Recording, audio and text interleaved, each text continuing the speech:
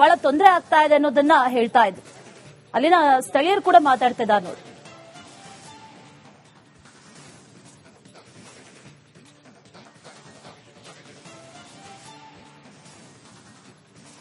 ಅಲ್ಲಿ 2 ಪ್ಲಾಂಟ್ ಇದೆ. ಆ ಪ್ಲಾಂಟ್ ಇಂದ ನಮ್ದು 300 ಫೀಟ್ ಅಷ್ಟೇ ದೂರ ಇರೋದು ಮನೆ. ಒಂದು 10-15 ಮನೆಗಳಿವೆ. ಎಲ್ಲ ಮನೆಯಲ್ಲೂ 1-2 ಪೇಷಂಟ್ಸ್ ಇದೆ. Respiratory problems, lungs problems, sneezing ಎಲ್ಲ ತರದ್ದು ಪ್ರಾಬ್ಲಮ್ಸ್ ಇದೆ. ನಮಗೆ ಈ ಪ್ರಾಬ್ಲಮ್ಸ್ ಗೊತ್ತಾಗಿದೆ.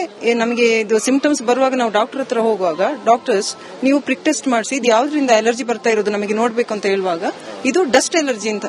ನಮ್ಮ ಅಂತ ಏರಿಯಾದಲ್ಲಿ ಡಸ್ಟ್ ಎಲ್ಲಿಂದ ಬರ್ತದೆ ಸರ್? ಇವಾಗ ಕಳೆದ 2021 ಈ ಕಡೆಗೆ 3 ತಾರ್ ಪ್ಲಾಂಟ್ಗಳು, ಒಂದು NBN, ಒಂದು KKU ಮತ್ತೆ ಒಂದು VVT, ಈ 3 ಪ್ಲಾಂಟ್ಗಳು ತುಂಬಾ ಕಾಮಗಾರಿ ಇರೋದ್ರಿಂದ ಅವರು ಕೆಲಸ ಮಾಡ್ತಾ ಇದ್ದಾರೆ. ಅದರಿಂದ ಉಂಟಾಗುತ್ತಿರೋ ಪೊಲ್ಯೂಷನ್, ವಾಯು ಮಾಲಿನ್ಯ ಆಗಲಿ, ಶಬ್ದ ಮಾಲಿನ್ಯ ಆಗಲಿ, ಇನ್ನೂ ತರದ ನೀರಿನಲ್ಲಿ ಆಗ್ತಿರೋ ಸಮಸ್ಯೆ, ಇವ್ರು ಮಾಡ್ತಿರೋಂತ ಕೆಲಸದಿಂದ ನಮ್ಮ ಊರಿನಲ್ಲಿ 285 ಕುಟುಂಬಗಳಿದ್ದು 280 ಕುಟುಂಬದಲ್ಲಿ ಒಂದು 200ರಿಂದ 250 ಕುಟುಂಬಗಳಿಗೆ ಭಾರಿ ತೊಂದರೆ ಆಗ್ತಾ ಇದೆ. ಇದನ್ನ ಮೇಲ್ಪಟ್ಟ ಎಲ್ಲ ಅಧಿಕಾರಿಗಳಿಗೆ ಏನೆಲ್ಲ ವಿಷಯ ಮುಟ್ಟಿಸಬೇಕೆಲ್ಲ ಮುಟ್ಟಿಸಿದ್ದೀವಿ. ನ್ಯಾಯಾಲಯದ ಮೆಟ್ಟಿಲೇರಿದೀವಿ. ಎಲ್ಲಾ ತರದ ಪ್ರಯತ್ನ ಮಾಡಿದ್ರು.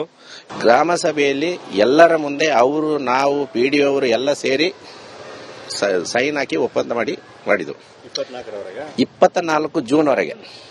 ಅದರ ಒಳಗೆ ನಮ್ಮ ಗ್ರಾಮ ಪಂಚಾಯತಿಯವರು ನಮ್ಮ ಗ್ರಾಮಕ್ಕೆ ಮೋಸ ಮಾಡಿದ್ದಾರೆ. ಅದರ ಒಳಗೆ ಮತ್ತೆ 23ರಲ್ಲಿ ಸಿಮೆಂಟ್ ಮಿಕ್ಸರ್ ಪ್ಲಾಂಟಿಗೆ ಅವರು ಕೊಟ್ಟಿದ್ದಾರೆ. ಅದು ಯಾರನ್ನು ಗಮನಕ್ಕೆ ತಂದಿಲ್ಲ. ಅಲ್ಲಿ ದೊಡ್ಡ ದೊಡ್ಡ ಮಿಷಿನ್ ಬಂದು ಫಿಟ್ ಆಗೋಗೆ ನಮಗೆ ಗೊತ್ತಾಗಿರೋದು. ನಾವು ಮತ್ತೆ ಪ್ರತಿಭಟನೆ ಮಾಡುವಾಗ ಇದು 24ಕ್ಕೆ ಜೂನ್ಗೆ ಕ್ಲೋಸ್ ಆಗ್ತದೆ ಅಂತ ಹೇಳಿದ್ದಾರೆ. ಇದಕ್ಕೆ ದೊಡ್ಡ ದೊಡ್ಡ ಪ್ರಭಾವಿ ಮುಖಂಡರ ಕೈವಾಡ ಇದೆ ಇದಕ್ಕೆ ಖಂಡಿತವಾಗಿಯೂ. ಈಗ ಅವರು ಅದಕ್ಕೆ ಸಪರೇಟ್ ಏನು ಪೊಲ್ಯೂಷನ್ ಬೋರ್ಡ್ ಅಂತ ತಗೊಂಡಿಲ್ಲ. ಈ ತಾರ್ ಪ್ಲಾಂಟ್ ಸಬ್ ಅಲ್ಲೇ ಅದನ್ನು ನಡೆಸ್ತಿದ್ದಾರೆ ಅವರು. ಎಲ್ಲ ನಿಯಮನೂ ಉಲ್ಲಂಘನೆ. 3 ಶಾಲೆ ಇದೆ. 3 ಶಾಲೆ 1.5 ಕಿಲೋಮೀಟರ್ ರೇಡಿಯಸ್ ಅಲ್ಲಿ 3 ಶಾಲೆ ಇದೆ. ಅದನ್ನು ಮತ್ತೆ ಅಲ್ಲಿ ಬಸವೇಶ್ವರ ಕಾಲೋನಿ ಇದೆ. ಎಲ್ಲ ಮಕ್ಕಳಿಗೂ ಎಲ್ಲರಿಗೂ ತೊಂದರೆ ಆಗ್ತಾ ಉಂಟು. ದೊಡ್ಡ ದೊಡ್ಡ ಗಾಡಿ ಬರ್ತದೆ. ಎಲ್ಲ ಫೋಟೋ ಉಂಟು ನೋಡಿ. ಗ್ರಾಮ ಸಭೆಯಲ್ಲಿ ಎಲ್ಲರ ಮುಂದೆ ನಾವು PDO ಅವರು ಎಲ್ಲ ಸೇರಿ ಸೈನ್ ಹಾಕಿ ಅಲ್ಲಿರುವಂತಹ ಸ್ಥಳೀಯರು ಮಾತಾಡೋದನ್ನ ಗಮನಿಸ್ತಾ ಇದ್ವಿ. ಈ ಡಾಂಬರ್ ಘಟಕ ಯಾವಾಗಿಂದ ಆರಂಭ ಆಯ್ತು ಆವಾಗಿನಿಂದಲೂ ಕೂಡ ಉಸಿರುಗಟ್ಟಿಸ್ತಾ ಇದೆ. ಅನೇಕ ಬಾರಿ ನಾವು ಪ್ರತಿಭಟನೆಗಳನ್ನ ಮಾಡಿದ್ವಿ, ಸಾಲು ಪ್ರತಿಭಟನೆಗಳನ್ನ ಮಾಡಿದ್ವಿ, ಅಧಿಕಾರಿಗಳಿಗೆ ಹೇಳಿದ್ವಿ. ಜೊತೆಗೆ ಜಿಲ್ಲಾಧಿಕಾರಿಗೂ ಕೂಡ ಈಗಾಗಲೇ ಮನವಿಯನ್ನ ಕೂಡ ಮಾಡಿದ್ದೇವೆ ಅನ್ನುವಂಥದ್ದನ್ನ. ಬರುವಾಗ ಕರೆಂಟ್ ಇರೋದಿಲ್ಲ. ಅವರು ಎಲ್ಲ KEBಗೆ ಅಡ್ಜಸ್ಟ್ ಮಾಡಿರ್ತಾರೆ. ಎಲ್ಲ ಹಿಂಗೆ ಮಾಡಿದ್ರು. ಎಲ್ಲ ಗ್ರಾಮಸ್ಥರು ನಮ್ಮ ಗ್ರಾಮಸ್ಥರಿಗೆ ಗ್ರಾಮ ಪಂಚಾಯತಿಯವರು ಮೊದಲ ಮೋಸ ಮಾಡಿದ್ದಾರೆ ಅವರು. ಯಾಕೆಂದ್ರೆ ಇಲ್ಲಿ ಗ್ರಾಮ ಪಂಚಾಯತಿ ಅವ್ರಿಗೆ ಹೆಂಗೆ ಬೇಕು ಇಒ ಅವರ ಪರ್ಮಿಷನ್ ಕೊಟ್ಟಿದ್ದಾರೆ. ಅವ್ರಿಗೆ ಹೆಂಗೆ ಬೇಕು ಆ ತರನೇ ಇವರು ಬರೆದು ಮಾಡಿಕೊಟ್ಟಿದ್ದಾರೆ. ಈಗ ಜಿಲ್ಲಾಧಿಕಾರಿಗಳು ಭೇಟಿ ಮಾಡಿದ್ದಾರೆ. ಜಿಲ್ಲಾಧಿಕಾರಿ ಏನು ಹೇಳಿದ್ರು? ಜಿಲ್ಲಾಧಿಕಾರಿ ಅವರು ದೊಡ್ಡ ಏನೋ ಇಂಟ್ರೆಸ್ಟ್ ತೆಗೆದಿಲ್ಲ. ಅವರು ಹೇಳ್ತಿದ್ದಾರೆ ನಮಗೆ ನೋಡುವ ಒಂದು 3 ದಿನ ಕಳೆದ ಮೇಲೆ ನಾವು ಎಲ್ಲ ಅಧಿಕಾರಿ ಅವ್ರನ್ನ ಕರೆದು ಮಾತಾಡಿ ನಿಮ್ಗೆ ತಿಳಿಸ್ತೀವಿ ಅಂತ ಹೇಳಿದ್ದಾರೆ. ಮೇಡಮ್ ಬನ್ನಿ, ಮಕ್ಕಳಿಗೆಲ್ಲ ಯಾವ ರೀತಿ ಸಮಸ್ಯೆ ಆಗ್ತಿದೆ, ಇದರಿಂದ ನೀವು ಆರೋಗ್ಯದ ಮೇಲೆ ಯಾವ ರೀತಿ ತೊಂದರೆ ಆಗ್ತಿದೆ ಅಂತ ಹೇಳಿ ನೀವು ಹೇಳಿ. ಮಾತಾಡಿ ಸರ್. ತುಂಬಾ ಅದು ನಾವು ಮೊನ್ನೆ ಎಲ್ಲ ತುಂಬಾ ಸಮಸ್ಯೆ ಆಗ್ತಿದೆ ಸರ್. ಅವರಿಗೆ ಬ್ರೀದಿಂಗ್ ಪ್ರಾಬ್ಲಮ್ ಇದೆ, ಸ್ಕಿನ್ ಎಲರ್ಜಿ ಇದೆ, ಡಸ್ಟ್ ಎಲರ್ಜಿ ಇದೆ, ಲಂಗ್ ಪ್ರಾಬ್ಲಮ್, ರೆಸ್ಪಿರೇಟರಿ ಪ್ರಾಬ್ಲಮ್ ಎಲ್ಲ ಪ್ರಾಬ್ಲಮ್ ಇದೆ ಸರ್. ಹಾಗಾಗಿ ಇದಕ್ಕಾಗಿ ನಾವು ಹೋರಾಡ್ತಾ ಇರೋದು. ಅವನು ಬೇಕಾದ್ರೆ ಬಂದ್ಬಿಟ್ಟು ಅಲ್ಲಿ ಕಾಫಿ ಪ್ಲಾಂಟೇಶನ್ ಮಾಡಿದ್ರೆ ನಮಗೆ ಯಾವ ಅಬ್ಜೆಕ್ಷನ್ ಇಲ್ಲ. ಅವನು ಬೇಕಾದ್ರೆ ಒಳ್ಳೆ ತರದಲ್ಲಿ ಮಾಡ್ಲಿ ಸರ್. ನಾವು ನಿಮ್ TV ಮುಖಾಂತರ ನಾವು ಎಲೆಕ್ಟೆಡ್ ಮೆಂಬರ್ಸ್ ಗೆ ಕೇಳೋದು ಏನು ಅಂತ ಹೇಳಿದ್ರೆ ಸರ್, ನಾವು ನಮ್ಮ ಮನೆಯಲ್ಲಿ ಒಂದು ನಾಯಿ ಸಾಕ್ತಿವಿ, ಅದಕ್ಕೆ ಅನ್ನ ಕೊಡ್ತೀವಿ. ಅದು ಯಾರಾದ್ರೂ ಕಳ್ಳ ಬಂದ್ರೆ ಅದು ಬೊಗಳ್ತದೆ. ಅದೇ ಈ ಎಲೆಕ್ಟೆಡ್ ಮೆಂಬರ್ಸ್ ಇದ್ದಾರಲ್ಲ, ಓಟ್ ಕೇಳುವಾಗ ನಾವು ಅವರಿಗೆ ಓಟ್ ಹಾಕಿ ಗೆಲ್ಸ್ತೀವಿ. ಅವ್ರು ಹೇಗೆ ಸರ್ ಈ ದುಷ್ಟರು, ಈ ಗೂಂಡಗಳು, ಈ ಭ್ರಷ್ಟರು ಊರೊಳಗಡೆ ಬರುವಾಗ ನಮ್ನ ಯಾಕೆ ಸರ್ ಬೊಗಳು ಬಿಟ್ಟು ಎಚ್ಚರಿಸಲಿಲ್ಲ?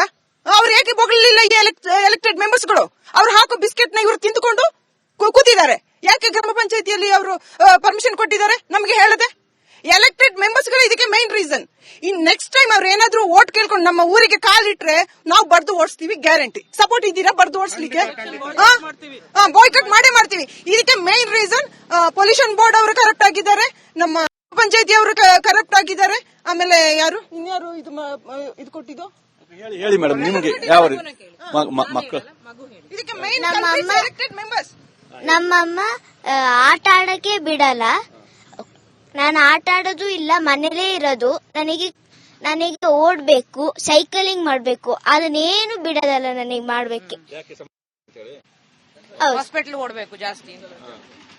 ಡಸ್ಟ್ ಅಲರ್ಜಿ ಆಗಿದೆ. ಇವನಿಗೂ ಹಂಗೆ ಆಟ ಆಡಕ್ಕೆ ಬಿಡಲ್ಲ.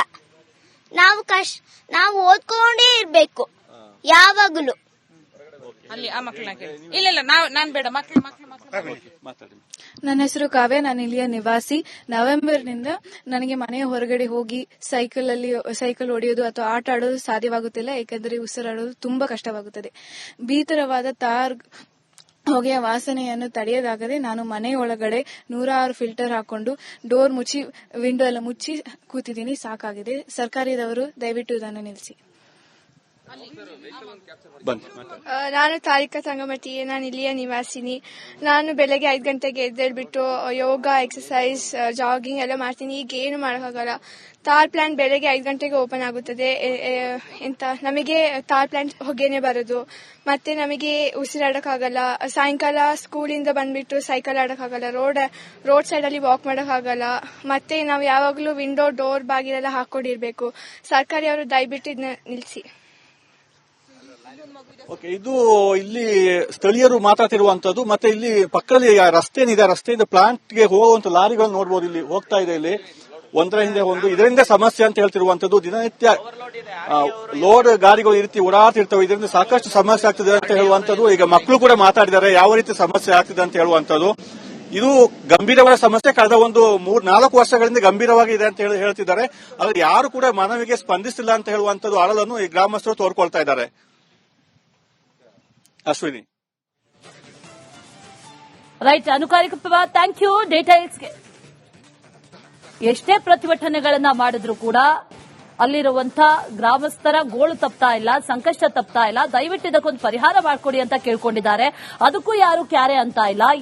ಈ ಕುಂದಾ ಮತ್ತು ಈಚೂರು ಗ್ರಾಮದ ಪರಿಸ್ಥಿತಿ ನಿಜಕ್ಕೂ ಕೂಡ ದೇವರಿಗೆ ಪ್ರೀತಿ. ಅಷ್ಟೊಂದು ಹೊಗೆ ಬರ್ತಾ ಇದೆ, ಉಸಿರಾಡಕ್ಕಾಗ್ತಾ ಇಲ್ಲ, ಮಕ್ಕಳು ಓದೋದಕ್ಕೂ ಆಗ್ತಾ ಇಲ್ಲ, ಹೊರಗಡೆ ಹೋಗೋದಕ್ಕಾಗ್ತಾ ಇಲ್ಲ. ಅಲ್ಲಿರುವಂತಹ ಗ್ರಾಮಸ್ಥರು 285 ಮನೆ ಇದೆ. 285 ಮನೆಗಳಲ್ಲಿ ಓಟ್ಗಳನ್ನ ಲೆಕ್ಕ ಹಾಕೊಂಡ್ರು ಜನಪ್ರತಿನಿಧಿಗಳು ಅಲ್ಲಿ ಮೇಜರ್ ವಿನ್ನಿಂಗ್ ಆಗುತ್ತೆ. ಆದ್ರೂ ಗಮನ ಹರಿಸ್ತಾ ಇಲ್ಲ ಅನ್ನೋದಾದ್ರೆ ಏನ್ ಪ್ರಾಬ್ಲಮ್ ಅನ್ನುವಂತ ಪ್ರಶ್ನೆ ಇಲ್ಲಿ ಕಾಡ್ತಾ ಇರೋದು. ಆ ಘಟಕ ಯಾರಿಗೆ ಸೇರಿದ್ದು ಅನ್ನೋ ಪ್ರಶ್ನೆ ಇದೆ. ಈ ಡಾಮರ್ ಘಟಕ ಇತ್ತೀಚೆಗೆ ಓಪನ್ ಆಗಿದ್ದು ಅನ್ನೋದನ್ನ ಕೂಡ ಸ್ಥಳೀಯರು ಹೇಳ್ತಾ ಇದ್ದಾರೆ. 2 ವರ್ಷದ ಹಿಂದೆ ಓಪನ್ ಆಗಿರೋದು, 2 ವರ್ಷಕ್ಕಿಂತ ಹಿಂದೆ ಬಹಳ ನೆಮ್ಮದಿಯಾದ ಜೀವನ ಇಲ್ಲಿ ಇತ್ತು. ಆದ್ರೆ ಇತ್ತೀಚೆಗೆ ಉಸಿರಾಡೋ ಗಾಳಿ ಕೂಡ ವಿಷವಾಗ್ತಾ ಇದೆ.